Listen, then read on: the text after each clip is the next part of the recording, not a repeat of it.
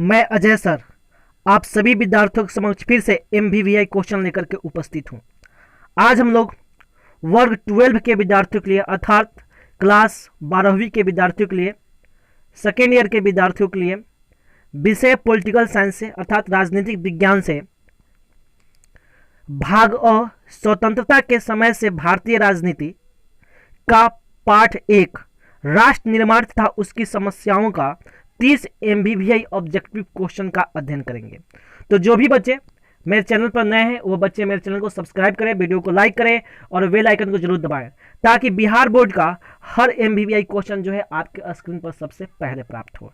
ठीक है, तो आज का सबसे इंपॉर्टेंट प्रश्न अर्थात राजनीतिक विज्ञान का भाग अ स्वतंत्रता के समय से भारतीय राजनीति का पाठ 1 राष्ट्र निर्माण तथा उसकी समस्याओं का 30 MVVI ऑब्जेक्टिव क्वेश्चन का सबसे पहला प्रश्न आपके स्क्रीन पर ये रहा। ठीक है, तो आज का सबसे इंपॉर्टेंट प्रश्न अर्थात 30 प्रश्नों के जो सीरीज है उसमें से सबसे पहला प्रश्न जो है आपके स्क्रीन पर ये रहा। आज का सबसे पहला प्रश्न है, भारत में विविधता में एकता की विशेषता किसने बताई थी। प्रश्न बहुत इंपॉर्टेंट है, आप लोग प्रश्न का आंसर जरूर याद करके जाएंगे। प्रश्न फिर से सुनेंगे। प्रश्न है कि भारत में विविधता में एकता की विशेषता किसने बताई थी। आंसर होगा जवाहरलाल नेहरू। ठीक है, चलिए बढ़ते हैं दूसरे नंबर प्रश्न की ओर। तो आज का दूसरा नंबर प्रश्न आपके स्क्रीन पर ये रहा।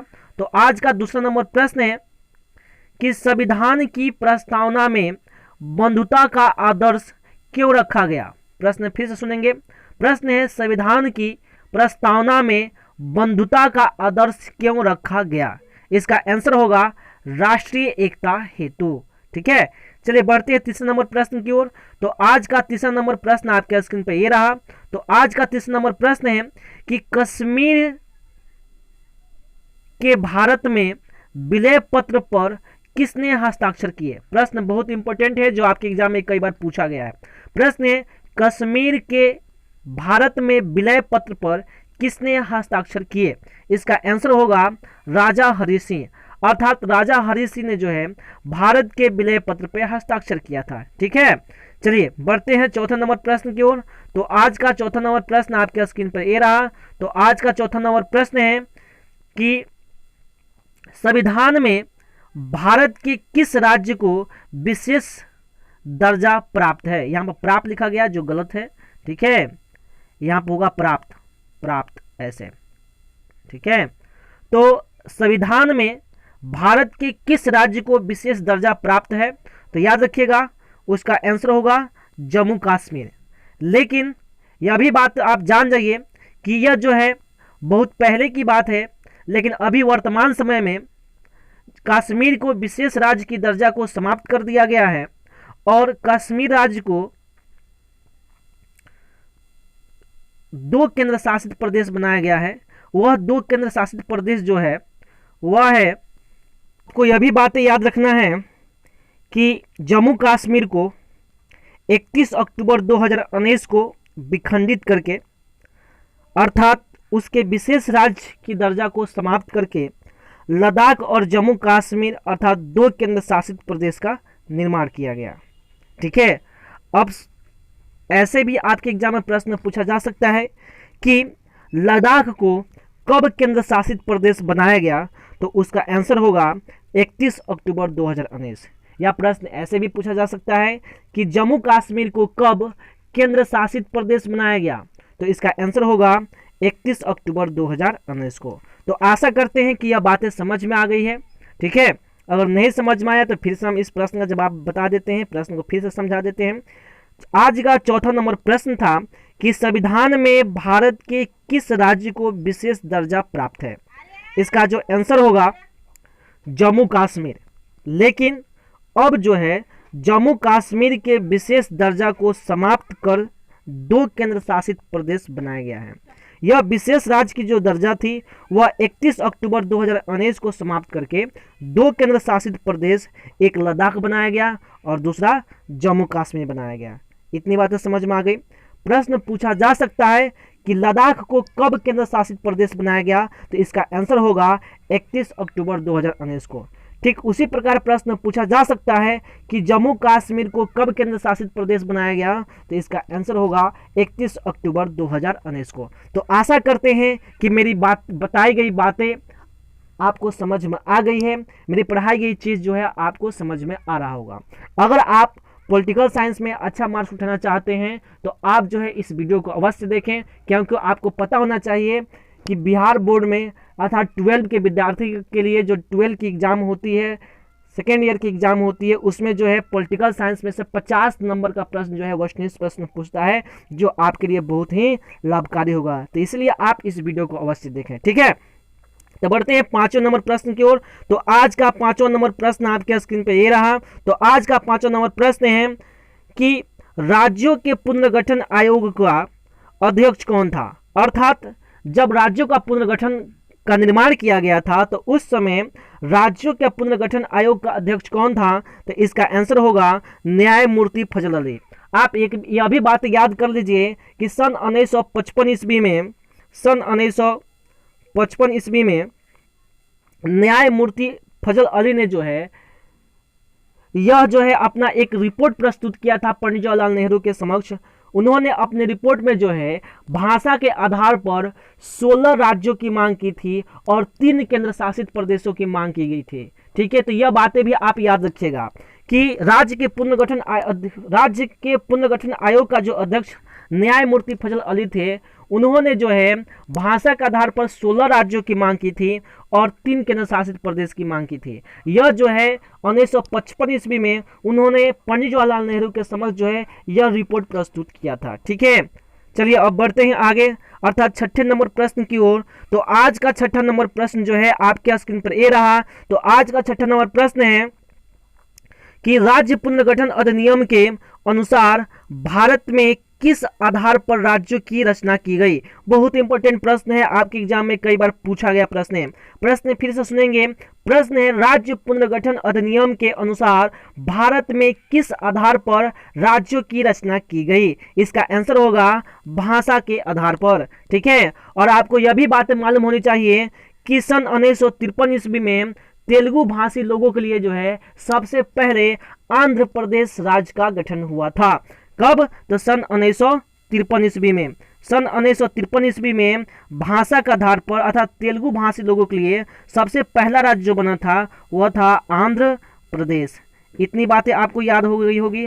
आशा करते हैं कि आपको ये बातें समझ में आ रही होगी, ठीक है। किन लोगों के लिए? तो तेलुगु भाषी लोगों के लिए। चलिए बढ़ते हैं 7 क्लास अर्थात 7वें नंबर प्रश्न की ओर। तो आज का 7वां नंबर प्रश्न है कि सन 1956 ईस्वी में, प्रश्न फिर से सुनेंगे। प्रश्न है 1956 में कौन से द्विभाषी राज्य बने। याद रखिएगा सन 1956 ईस्वी में बंबई और पंजाब 2 द्विभाषी राज्य बने थे, ठीक है। ये बातें याद रखिएगा। और इसलिए जो है बंबई में जो है भाषाई दंगा हुआ था, ठीक है। ये भी बातें याद रखिएगा कि सन 1956 ईस्वी में कौन से द्विभाषी राज्य बना। तो आप याद रखिएगा कि बंबई और पंजाब। बंबई को जो है जब द्विराष्ट्र बना था, द्विभाषी राज्य बना था, तो वहाँ के लोग जो मराठी बोलते थे वह महाराष्ट्र की मांग कर रहे थे और जो गुजराती बोलते थे वह गुजरात की मांग कर रहे थे। और अंततः जो है बंबई को जो है 2 भागों में बांटना पड़ा, एक महाराष्ट्र और दूसरा मुंबई। उस तरह पंजाब के लोग भी जो है भाषा के आधार पर जो है एक दूसरे से लड़ाई कर रहे थे, भाषाई दंगे उत्पन्न हुए और पंजाब को भी 2 भागों में बांटा गया था। पहला जो भाग था वह हरियाणा था और दूसरा जो भाग था वह चंडीगढ़ था। और चंडीगढ़ को उस समय संघ शासित प्रदेश बनाया गया था और आज भी संघ शासित प्रदेश है। तो ये बातें आपको समझ में आ गई है। चलिए बढ़ते हैं 8वें नंबर प्रश्न की ओर। तो आज का 8वां नंबर प्रश्न आपके स्क्रीन पे ये रहा। तो आज का 8वां नंबर प्रश्न है कि संविधान ने किस भाषा को राज्य भाषा का दर्जा दिया है। तो याद रखिएगा संविधान ने हिंदी भाषा अर्थात देवनागरी लिपि में लिखी गई हिंदी भाषा को जो है संविधान ने राज्य भाषा की दर्जा दी है। तो ये बातें आपको याद होनी चाहिए। और आप यह भी बातें याद रखिएगा कि अनुच्छेद 343 में ये बातें कही गई है, ठीक है। चलिए बढ़ते हैं अगले प्रश्न की ओर। तो आज का अगला प्रश्न है कि भाषाई आधार पर सबसे पहले किस राज्य की रचना हुई। बहुत इंपॉर्टेंट प्रश्न है जो आपके एग्जाम में कई बार पूछा गया है। प्रश्न फिर से सुनेंगे। प्रश्न है भाषाई आधार पर अर्थात भाषा के आधार पर सबसे पहले किस राज्य की रचना की गई?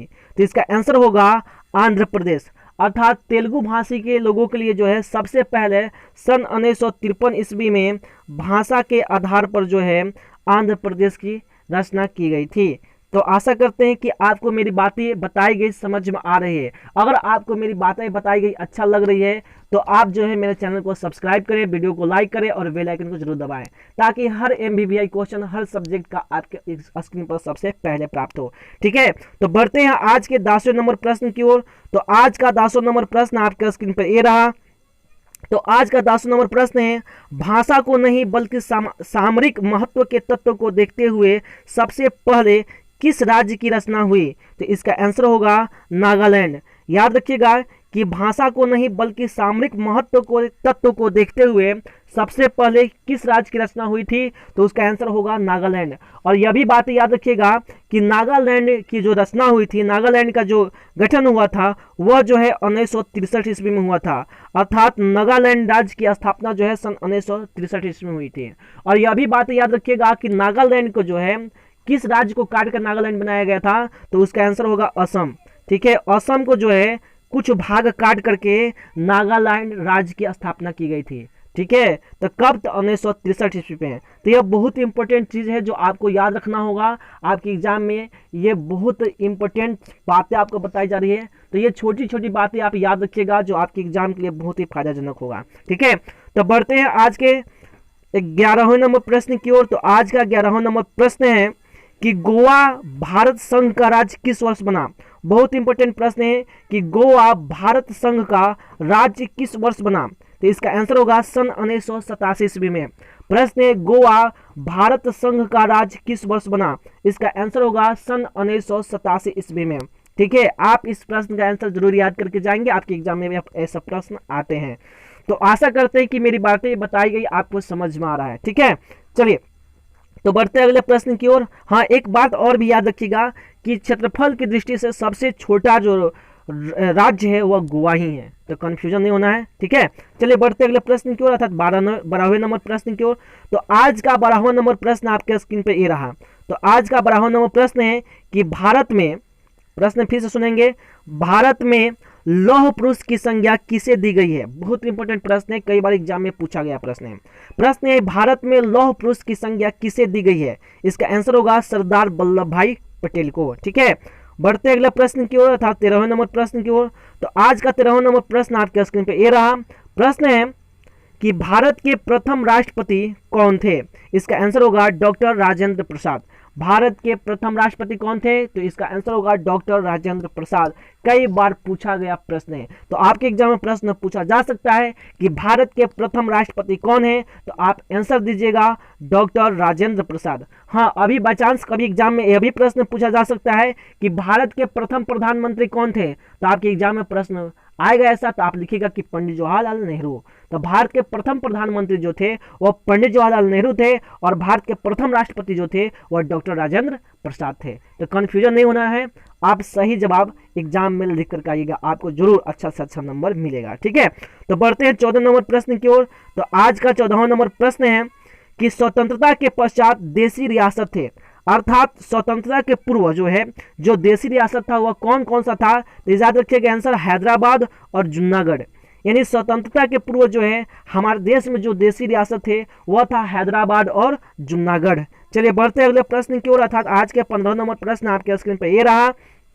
तो आज का 15वां नंबर प्रश्न है कि भारत का अंतिम गवर्नर जनरल कौन था? प्रश्न फिर से सुनेंगे। प्रश्न है भारत का अंतिम गवर्नर जनरल कौन था? इसका आंसर होगा लॉर्ड माउंटबेटन। बहुत इंपॉर्टेंट प्रश्न है। हाँ, लेकिन यह प्रश्न पूछ दे कि भारत का प्रथम भारतीय गवर्नर जनरल कौन था, तो आप लिखिएगा सी राजगोपालाचारी। ठीक है, भारतीय अगर पूछेगा तो लिखना है सी राजगोपालाचारी, और पूछेगा कि भारत का अंतिम गवर्नर जनरल कौन है, तो इसका आंसर होगा लॉर्ड माउंटबेटन। तो आशा करते हैं कि यह बातें आपको समझ में आ गई है। चलिए बढ़ते अगले प्रश्न की ओर अर्थात 16 नंबर प्रश्न की ओर। तो आज का 16वां नंबर प्रश्न आपके स्क्रीन पे ये रहा। तो आज का 16वां नंबर प्रश्न है कि गोवा दमन एवं दीव में से किस यूरोपीय राज्य का उपनिवेश था? इसका आंसर होगा पुर्तगाल। ठीक है, प्रश्न फिर से सुनेंगे। प्रश्न है गोवा दमन एवं दीव में से किस यूरोपीय राज्य का उपनिवेश था? इसका आंसर होगा पुर्तगाल। ठीक है, तो यह पुर्तगाल का जो है गोवा और दमन द्वीप पर क्या था? आधिपत्य था। ठीक है, तो ये बातें आप जरूर याद रखिएगा। चलिए बढ़ते हैं अगले प्रश्न की ओर। तो आज का 17 नंबर प्रश्न है कि देश के विभाजन से कौन कौन से प्रांत प्रभावित हुए? अर्थात कहने का मतलब है जब देश की बंटवारा हुई, अर्थात अली जिन्ना जब द्विराष्ट्र की मांग किया था, प्रश्न ऐसे भी पूछा जा सकता है कि किसने द्विराष्ट्र की मांग किया था? तो अली जिन्ना, मोहम्मद अली जिन्ना ने जो है सबसे पहले जो है द्विराष्ट्र की मांग किया था। ठीक है, जिन्होंने पाकिस्तान को मांगा था। और यह भी बातें याद रखिएगा कि पाकिस्तान का प्रथम गवर्नर जनरल कौन था? तो मोहम्मद अली जिन्ना था। ठीक है, तो ये बातें भी आपको याद रखना है एग्जाम के लिए। प्रश्न अभी हमने क्या बताया? प्रश्न था कि देश के विभाजन से कौन कौन से प्रांत प्रभावित हुए थे? तो इसका आंसर होगा पंजाब एवं बंगाल। ठीक है, बढ़ते अगले प्रश्न की ओर, आज 18वां नंबर प्रश्न की ओर। तो आज का 18वां नंबर प्रश्न आपके स्क्रीन पे ये रहा। तो आज का 18वां नंबर प्रश्न है, किसने द्विराष्ट्र सिद्धांत का प्रतिपादन किया था? अभी हमने पिछली बार बताया था, तो उसका आंसर क्या होगा? मोहम्मद अली जिन्ना ने द्विराष्ट्र सिद्धांत का प्रतिपादन किया था। ठीक है, तो बढ़ते हैं 19वें नंबर प्रश्न की ओर। तो आज का 19वां नंबर प्रश्न आपके स्क्रीन पे ये रहा। तो आज का 19वां नंबर प्रश्न है, किस देश ने सुरक्षा परिषद में सर्वाधिक बार निषेधाधिकार का प्रयोग किया? प्रश्न फिर से सुनेंगे। प्रश्न है, किस देश ने सुरक्षा परिषद में सर्वाधिक बार निषेधाधिकार का प्रयोग किया? इसका आंसर होगा रूस। ठीक है, आशा करते हैं कि आपको इस प्रश्न का आंसर याद हो गया होगा और यह प्रश्न जो है आपके एग्जाम में कई बार पूछा भी गया है, तो आप जरूर इस प्रश्न का आंसर याद करके जाएंगे। ठीक है, प्रश्न है, सबसे इंपॉर्टेंट प्रश्न जो है इस चैप्टर का प्रश्न है कि ताशकंद समझौते पर कब हस्ताक्षर हुए थे? तो याद रखिएगा, आंसर होगा 1966 में। अर्थात 1966 में जो है ताशकंद समझौता हुआ था। बहुत इंपॉर्टेंट प्रश्न है। ठीक है, आज के एग्जाम में कई बार पूछा गया है। प्रश्न है, ताशकंद समझौते पर कब हस्ताक्षर हुआ? तो इसका आंसर होगा 1966 में। ठीक है, बढ़ते हैं 21वें नंबर प्रश्न की ओर। तो आज का 21वां नंबर प्रश्न है कि सिक्किम भारत का सहवर्ती राज्य कब बना? तो इसका आंसर होगा सन 1975 ईस्वी में। कोई दिक्कत? समझ में आ रहा है? जरूर समझ में आएगा, बशर्ते आप मेरे चैनल पर बने रहे, मेरे वीडियो को अवश्य देखें। ठीक है, और अगर आपको समझ में आ रहा था, आपको मित्रों को भी समझ में आएगा। आप जो है इस वीडियो को ज़्यादा से ज़्यादा शेयर करें, ताकि आपके मित्र जो हैं, आपके दोस्त जो हैं, उसका भी भविष्य सुनहरा हो सके। ठीक है, उसका भी भविष्य संवर सके। ठीक है, तो बढ़ते हैं अगले प्रश्न की ओर, अर्थात 22वें नंबर प्रश्न की ओर। तो आज का 22वां नंबर प्रश्न है कि भारत में वर्तमान में कुल कितने संघ शासित प्रदेश हैं? प्रश्न फिर से सुनेंगे। प्रश्न में है, भारत में वर्तमान में कुल कितने संघ शासित प्रदेश हैं? तो इसका आंसर होगा 9। लेकिन ध्यान रहे, पहले जो था, पहले अगर आप अपना किताब पढ़ेंगे तो उसमें जो है केंद्र शासित प्रदेशों की संख्या 7 ही बताएगा। लेकिन ध्यान रहे कि अभी जो है जम्मू कश्मीर जो राज्य है, जो हमने आपको पिछली बार बताया, पीछे ही बताया था क्वेश्चन 4 में, कि जम्मू कश्मीर जो राज्य है इसको 2 भागों में विभक्त किया गया है। एक लद्दाख, ठीक है, और दूसरा जम्मू कश्मीर। तो ये बातें समझ में आई कि जम्मू कश्मीर को 2 भागों में विभक्त किया गया है, एक लद्दाख और दूसरा जम्मू कश्मीर। इनको विभक्त करके जो है 2 केंद्र शासित प्रदेश बनाया गया है। और यह कब बनाया गया है? तो 31 अक्टूबर 2019 को। ठीक है, अर्थात जम्मू कश्मीर को जो है विभक्त करके 2 केंद्र शासित प्रदेश बनाया गया, लद्दाख और जम्मू कश्मीर। इन दोनों का गठन जो है 31 अक्टूबर 2019 को हुआ और ये दोनों केंद्र शासित प्रदेश हो गए। तो पहले केंद्र शासित प्रदेशों की संख्या थी 7, अब हो गई केंद्र शासित प्रदेशों की संख्या 9। कितनी हो गई? 9। ठीक है, तो ये बातें आप याद रखिएगा। लेकिन अभी सुनने में आ रहा है कि अभी जो है वर्तमान में जो 9 केंद्र शासित प्रदेश है उसमें से एक केंद्र शासित प्रदेश को जो है हटा दिया गया है, जैसे दमन और दीव। अर्थात दमन और दीव को जो है केंद्र शासित प्रदेशों की श्रेणी से हटा दिया गया है। ठीक है, तो अब जो है वर्तमान में जो है केंद्र शासित प्रदेशों की जो संख्या हो गई है वह हो गई है 8। कंफ्यूजन नहीं होना है। अभी जो है ये बातें जो है पूर्णतः व्याख्या पूर्ण नहीं हुआ है कि 8 ही हुआ है। अभी फिलहाल हम लोग 9 केंद्र शासित प्रदेश का ही अध्ययन कर रहे हैं। ठीक है, चलिए बढ़ते हैं 23वें नंबर प्रश्न की ओर। तो आज का 23वां नंबर प्रश्न जो है आपके स्क्रीन पे ये रहा। तो आज का 23वां नंबर प्रश्न है कि भाषा के आधार पर सबसे पहले तेलुगु भाषी लोगों का कौन सा राज्य बना? तो याद रखिएगा आंध्र प्रदेश सन 1953 में, जो हमने पहले बताया था। ठीक है, बहुत इंपॉर्टेंट प्रश्न है, इसलिए जो आप जरूर इसको याद करके जाएंगे। ठीक है, आज का 24वां नंबर प्रश्न है कि हिंदी को भारत के किस लिपि में राज्य भाषा का दर्जा प्राप्त है? तो याद रखिएगा देवनागरी लिपि, अर्थात देवनागरी लिपि में जो है जो हिंदी भाषा है उसको जो है राज्य भाषा की दर्जा प्राप्त है। ठीक है, चलिए बढ़ते अगले प्रश्न की ओर, अर्थात 25वें नंबर प्रश्न की ओर। तो आज का 25वां नंबर प्रश्न, 25 नंबर प्रश्न आपके स्क्रीन पे ये रहा। तो आज का 25वां नंबर प्रश्न है कि शरणार्थियों की समस्या भारत में किस वजह से पैदा हुई? तो इसका आंसर होगा विभाजन से, अर्थात विभाजन की वजह से जो है भारत में शरणार्थियों की क्या हुई, समस्याएं पैदा हुई। तो आशा करते हैं कि आपको ये बातें समझ में आ रही है। ठीक है, चलिए बढ़ते हैं 26वें नंबर प्रश्न की ओर। तो आज का 26वां नंबर प्रश्न है किस तरीके से किया गया राष्ट्र निर्माण टिकाऊ हो सकता है? तो इसका आंसर होगा लोकतांत्रिक तरीके से, अर्थात लोकतांत्रिक तरीके से किया गया राष्ट्र निर्माण ही क्या हो सकता है, टिकाऊ हो सकता है और बहुत दिनों तक चल सकता है। ठीक है, और आप लोग को पता होना चाहिए कि लोकतंत्र की परिभाषा क्या होती है। तो आपको बताया गया है कि जनता का जनता द्वारा जनता के लिए शासन ही लोकतंत्र है, और इसकी जो परिभाषा दिया गया था वो अब्राहम लिंकन द्वारा दिया गया था। तो यह भी बहुत इंपॉर्टेंट प्रश्न है, आपके एग्जाम में पूछा गया प्रश्न है कि लोकतंत्र की परिभाषा जनता का जनता द्वारा जनता के लिए दी गई शासन किसने दिया था? तो इसका आंसर होगा अब्राहम लिंकन। इतनी बातें याद हो गई। चलिए ध्यान से सुनेंगे तो हर पॉइंट हर बात याद होगी, और वीडियो को देखते देखते ही सभी प्रश्नों का आंसर आपको याद हो जाएगा। ठीक है, बशर्ते आप बिना स्किप किए हुए वीडियो को अवश्य देखें।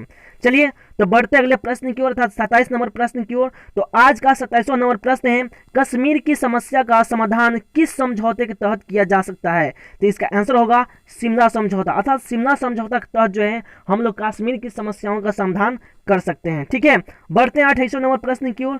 तो आज का 28वां नंबर प्रश्न आपके स्क्रीन पे ये रहा।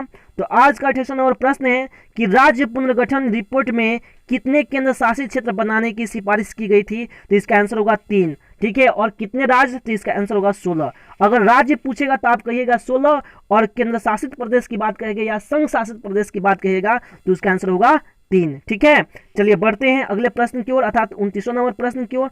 तो आज का 29वां नंबर प्रश्न आपके स्क्रीन पे ये रहा। तो आज का 29वां नंबर प्रश्न है कि मध्य प्रदेश का भाग काटकर कौन सा राज्य बनाया गया था? तो इसका आंसर होगा छत्तीसगढ़, अर्थात मध्य प्रदेश का राज्य को काट करके कौन सा राज्य बना? तो छत्तीसगढ़। ठीक है, तो आशा करते हैं कि ये बातें समझ में आ गई। आज का सबसे अंतिम प्रश्न, अर्थात 30 प्रश्नों की सीरीज में सबसे पहला प्रश्न जो है आपके स्क्रीन पर ये रहा। तो आज का 30वां नंबर प्रश्न है कि भारत में कौन नागरिकता है? तो इसका आंसर होगा इकहरी। बहुत ही इंपॉर्टेंट प्रश्न है जो आपके एग्जाम में कई बार पूछा गया है। तो भारत में इकहरी नागरिकता है, और इस तरह से 30 MBBI ऑब्जेक्टिव प्रश्न आपके स्क्रीन पे ये था जो आपको ये बातें समझ में आ गई। ठीक है, तो आशा करते हैं कि आप सभी बच्चों को जो ये बातें समझ में आ गई है। तो इसी के साथ जो भी बच्चे अगर मेरी पढ़ाई गई बातें आपको समझ में आ रही है तो आप मेरे चैनल को सब्सक्राइब करें। अगर आपको विश्वास है कि नहीं सर जो पढ़ा रहे हैं वो एग्जाम में आ सकता है तो आप मेरे चैनल को सब्सक्राइब करें, वीडियो को लाइक करें और बेल आइकन को जरूर दबाएं, और इस वीडियो को शेयर भी करें। इसी के साथ सभी बच्चों को जय हिंद, जय भारत।